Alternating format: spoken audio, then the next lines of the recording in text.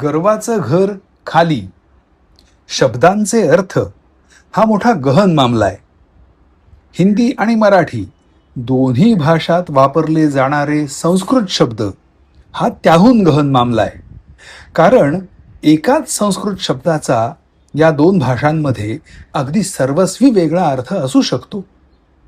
आता गर्व हा शब्द घ्या. आपल्याकडे त्याच्या अर्थाला थोडी वाईट छटा आहे. गर्वाचं घर खाली अशी म्हण देखील आहे आपल्याकडे.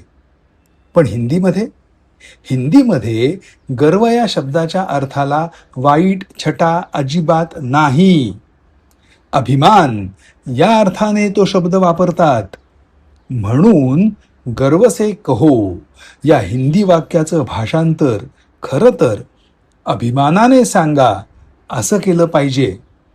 गर्वाने सांगा असं नाही. पण कित्येक ठिकाणी तुम्ही गर्वाने सांगा किंवा बोला असं लिहिलेलं पाहिलं असेल.